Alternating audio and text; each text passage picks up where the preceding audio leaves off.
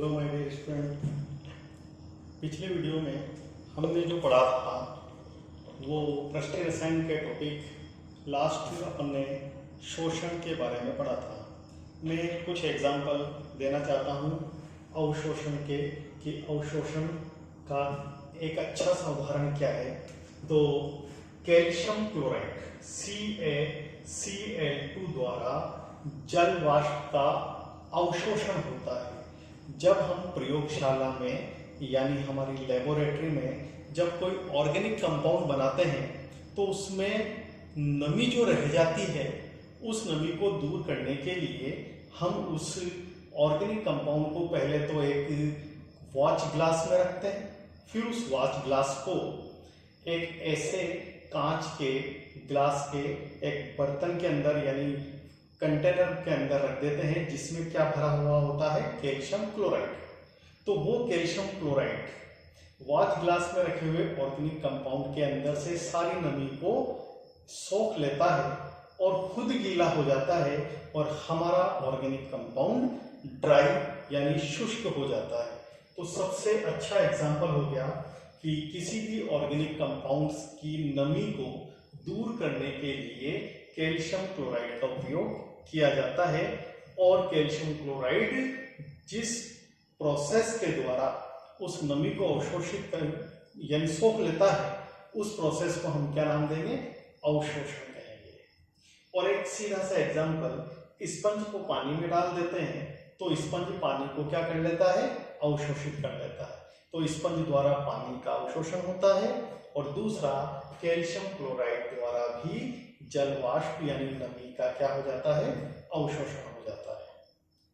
उसी तरीके से हम शोषण का भी एग्जाम्पल ले सकते हैं कि शोषण किसमें होता है। तो शोषण का सबसे अच्छा एग्जाम्पल है कि हमारे कपड़े में जो रेशा होता है उसे रंगने के लिए यानी उसे कलर करने के लिए हम रंजक या डाइस का यूज करते हैं।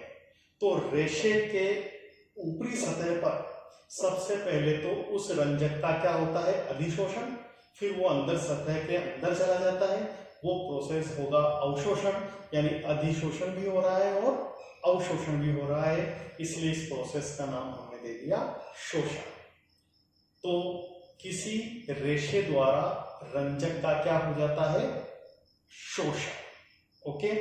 और एक और एग्जांपल कि चारकोल द्वारा हाइड्रोजन का पहले तो होता है सतह पर अधिशोषण, फिर वो अंदर जाता है और इस प्रोसेस को बोलते हैं अवशोषण। दोनों प्रोसेस साइमल्टेनियसली होते हैं यानी एक के बाद एक कंटिन्यू होते रहते हैं, इसलिए इसको बोलते हैं हम शोषण। ओके। तो शोषण के मैंने दो एग्जांपल आपको दे दिए। ओके। अब हम बात करने जा रहे हैं नए टॉपिक की जिसका नाम है धनात्मक अधिशोषण यानी पॉजिटिव एब्जॉर्प्शन। तो इसको पहले मैं आपको एक्सप्लेन करता हूं कि मान लीजिए हमारे पास ये कोई अधिशोषक है। क्या है ये, अधिशोषक यानी एब्जॉर्बेंट। और ये हमारे पास है अधिशोष्य यानी एब्जॉर्बेट। ओके, एब्जॉर्बेट ये हमारे पास। अब मान लीजिए यहां पर मैंने ये जो बनाए हैं इनको मान लीजिए हम 8 मॉलिक्यूल यानी 8 मॉलिक्यूल किसके हैं, एब्जॉर्बेट के। और 8 में से मान लीजिए 6 मॉलिक्यूल यहां इसके सतह पर चिपक गए। ठीक है, तो इसका मतलब है इसमें से मैक्सिमम पार्ट इसका क्या हो गया, एब्जॉर्ब हो गया। तो हम ये बोलेंगे कि जब किसी रासायनिक प्रक्रम में अधिशोष्य की अधिकतम मात्रा का अधिशोषक द्वारा क्या हो जाए, अधिशोषण हो जाए, तो यह परिघटना क्या कहलाती है, धनात्मक अधिशोषण। अब इसमें थोड़ा सा चेंज करते हैं, वही सेम चीज, यहां पर एब्जॉर्बेंट कितने हैं, 8 मॉलिक्यूल, और ये इसके पास चिपकने के लिए आ रहे हैं।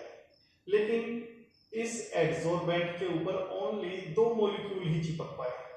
आ तो रहे थे 8 लेकिन चिपक कितने पाए, 2 मॉलिक्यूल, ओनली 2 मॉलिक्यूल्स। तो हम इस घटना को बोलेंगे कि ये तो बहुत ही कम मात्रा में हुआ, तो इसको हम बोल देते हैं नेगेटिव एब्जॉर्प्शन यानी ऋणात्मक अधिशोषण। यानी इसको हम ऐसे डिफाइन कर सकते हैं कि जब किसी रासायनिक प्रक्रम के दौरान अधिशोष्य की बहुत कम मात्रा का अधिशोषक द्वारा अधिशोषण हो तो यह परिघटना आपकी ऋणात्मक अधिशोषण कहलाती है। ठीक है, तो हमने दोनों एग्जाम्पल देख लिए, धनात्मक अधिशोषण का भी परिभाषा देख ली और ऋणात्मक अधिशोषण की भी परिभाषा यानी डेफिनेशन हमने देख ली। अब हम देखने जा रहे हैं अधिशोषण और अवशोषण। अधिशोषण और अवशोषण में क्या अंतर है? ठीक है, तो देखो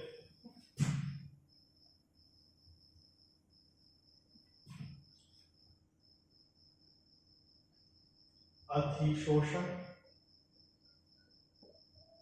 और अवशोषण।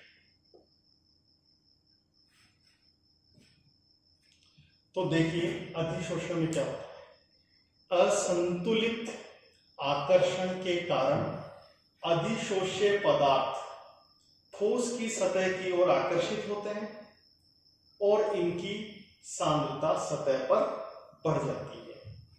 हम ये कह रहे हैं कि यह कोई अधिशोषक है और यह अधिशोषक इस अधिशोष्य के कणों को अपनी तरफ क्या कर रहा है? आकर्षित। लेकिन इसका कौन सा भाग आकर्षित कर रहा है? केवल ऊपरी सतह। यानी इसका मतलब है यह आकर्षण पूर्ण रूप से संतुलित नहीं है, यानी सब तरफ से बराबर नहीं है।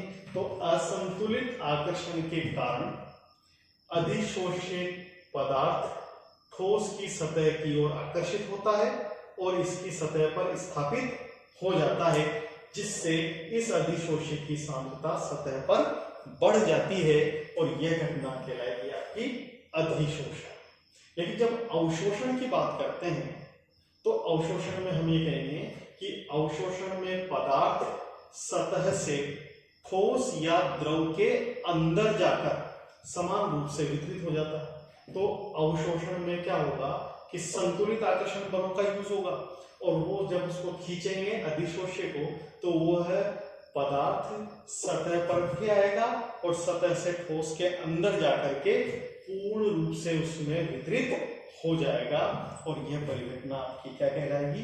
अवशोषण। तो पहला अंतर तो हमारा ये हो गया। दूसरी बात हम देखते हैं कि अधिशोषण तो कैसी परिघटना है? सतही, यानी सतह पर होने वाली परिघटना है, यानी इसको बोलते हैं सरफेस फिनोमिना है। जबकि अवशोषण कैसी परिघटना है? स्थूल यानी बल्क फिनोमिना। बल्क फिनोमिना यानी संपूर्ण पदार्थ में होने वाली परिघटना क्या है? अवशोषण। जबकि सतह पर हो रही है तो हमने क्या कहा? अधिशोषण। ठीक। तीसरा अंतर हम ये कह सकते हैं कि अधिशोष्य की सांद्रता सतह पर स्थूल की तुलना में क्या होगी? भिन्न होगी। यानी पूरे पदार्थ की तुलना में सतह पर सांद्रता क्या होगी? भिन्न होगी। यानी सतह पर तो सांद्रता ज्यादा होगी और अंदर की तरफ सांद्रता क्या होगी? नगण्य मान लें या बिल्कुल नहीं होगी। ओके।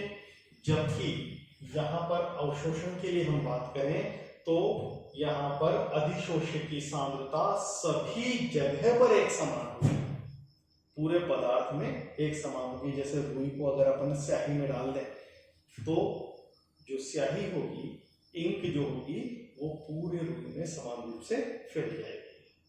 और लास्ट हम बोल सकते हैं कि जो अधिशोषण है ये प्रारंभ में तो तीव्र गति से होगा, यानी फास्ट होगा, और बाद में धीरे धीरे स्लो होता जाएगा। ऐसा क्यों? क्योंकि सबसे पहले तो हम जानते हैं कि जो सतह होगी वो पहले पूरी की पूरी सतह क्या है? एम्प्टी है, यानी खाली है। और अब इसमें धीरे धीरे आकर के अधिशोष्य के कण जो है चिपकते जाएंगे, तो ये सतह क्या होती जाएगी, भरती जाएगी, यानी आवृत होती जाएगी, यानी मॉलिक्यूल द्वारा ये ऑक्यूपाई कर लेंगे स्पेस को।